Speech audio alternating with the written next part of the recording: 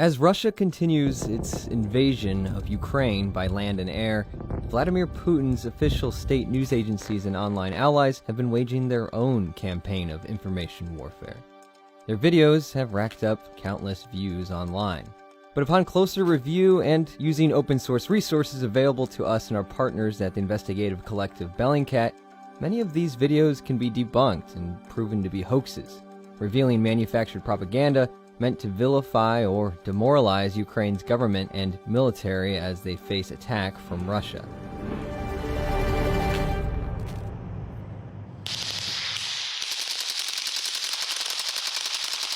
One of the first prominent suspect videos to pop up during the rising tension between Ukraine and Russia was this one, which allegedly shows members of the Ukrainian breakaway region known as the Donetsk People's Republic confronting Polish-speaking Ukrainian saboteurs whose goal was to blow up a chlorine tank in separatist-held territory.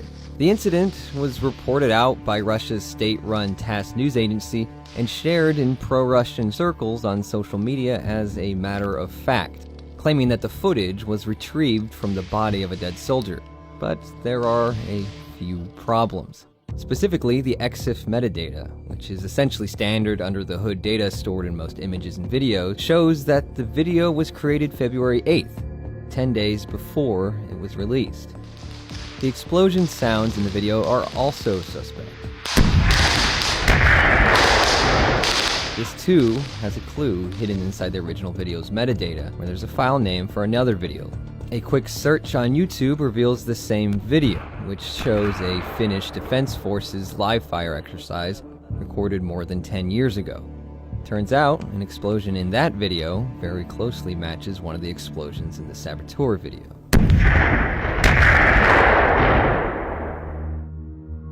Russia's government has claimed Ukrainian aggression in a few other reports, including the supposed helmet cam footage showing an attack on Russia's Rostov Oblast, which borders eastern Ukraine. Russia claimed it killed 5 Ukrainian saboteurs in the operation, as well as destroyed 2 Ukrainian armored vehicles. Russian reporters ended up going to the scene after the fact, and another video showed Russian soldiers approaching and examining the destroyed vehicles. The only problem here is that the incident took place at the border where separatists controlled territory meets Russia's territory. That'd mean Ukraine's military would have had to traverse around 25 miles of enemy territory before reaching Russia's border.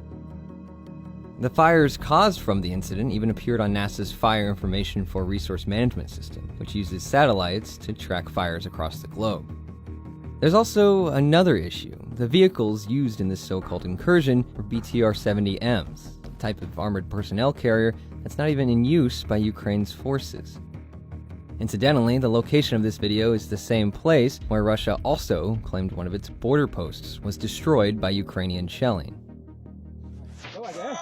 In a further case, from February 20th, a pro-Russian militia from Luhansk posted a video to its Telegram channel claiming to show a man in separatist-controlled territory whose leg had to be amputated after shelling by Ukrainian forces.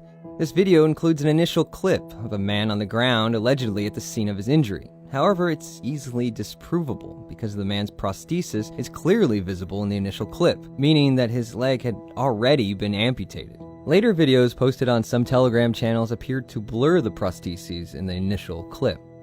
These weren't the only attempts from Russian state media to set up Ukraine as the aggressor in this war. One lingering question is what sort of impact Russia's information war has, both internationally and for its own population. My impression is one potential narrative line was these war crimes tribunals or investigations or accusations of genocide, but none of this is getting any traction. Because I think we're well past the point where you're going to generate a lot of war enthusiasm in Russia. But that's past the point anyway, because the system is now so centralized towards Putin that the opinion of the public is now largely peripheral as to whether a war decision is going to be made or sustained. But by using these war crimes allegations and mirror imaging the language of European institutions or international institutions, you try to undermine the legitimacy. By simply saying, this is obviously fake what we're doing, but so is you, and this whole system is a lie, and everyone's out for himself, but actually you're exactly like us. Just hours into Russia's invasion into Ukraine, Moscow's state media watchdog demanded that Russian media only cite official sources on developments in the war in Ukraine, the same sources which report these debunked cases at face value. That means fact checks of Russian messaging might not reach ordinary Russian viewers, says Anton Barbashin, the editorial director of Riddle, an online journal focused on Russian politics and society. The vast majority of Russians do not know what debunking is. They only watch what is being shown to them on state channels. And the problem is now that the general attitude of society is anti-war. It was about domestic concerns, it was about inflation. I mean, it's not 2014. You see a lot of figures who are popular among the majority of Russians speaking up against war. They don't necessarily say that, look, Putin started a war against Ukraine. They're just saying, you know, we are against war. История когда-нибудь рассудит и расставит все по своим местам. This is bad, of course, for Kremlin propaganda because they are not framing this as war. They are framing this as a limited operation with the goal of protecting DNR or considering the development of Russian law with regards to protests. All of them, every single one of people protesting today are facing legal charges against them. I mean, it takes some guts to go out and protest. These are only a few drops of the flood of disinformation that has come out so far. Our partners at Bellingcat have put together a public spreadsheet documenting the reported incidents leading up to the conflict. And both of us are keeping track of any civilian casualties coming out of the war.